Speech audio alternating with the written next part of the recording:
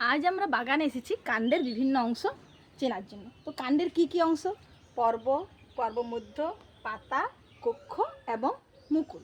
প্রথমে আসছি আমরা পর্বে। পর্ব কি? প্রতিটি কাণ্ডে গাঁটের ন্যায় যে অংশ দেখা যায় তাকেই বলা হচ্ছে পর্ব। তো এখানে দেখো একটা জবা গাছ আমরা দেখছি। তো জবা গাছের এই গাঁটের মতো অংশ, এখান থেকে দেখো পাতা বার হয়েছে, ডাল বার হয়েছে। তো এই হলো পর্ব। পর্বের কাজ কি তাহলে? পাতা ডাল উৎপন্ন করা।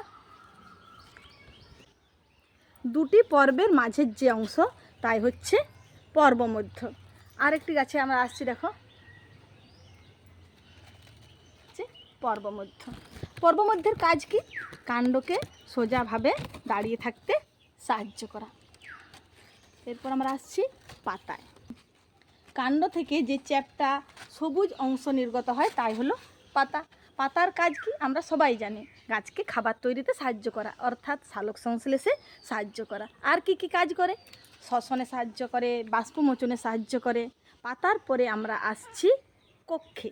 পাতা কাণ্ডের সাথে যে কোণ উৎপন্ন করে তাই হলো কক্ষ। কক্ষের কাজ কি? কক্ষের কাজ হচ্ছে মুকুল উৎপন্ন করা। আমরা দেখো আরেকটা কাণ্ডে আসছি যেখানে আমরা মুকুল ভালোভাবে দেখতে পাবো। এই যে কক্ষ, পাতার এই জায়গা থেকে দেখো মুকুল উৎপন্ন হয়েছে।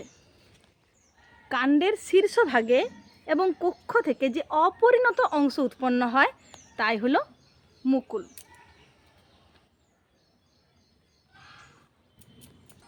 অগ্রমুকুল কি করে? কাণ্ডকে দৈর্ঘ্যে বাড়তে সাহায্য করে, এবং কাক্ষিক মুকুল কি করে? শাখা প্রশাখা উৎপন্ন করতে সাহায্য করে। অগ্রমুকুল আরেকটি গাছে আসছে, দেখো।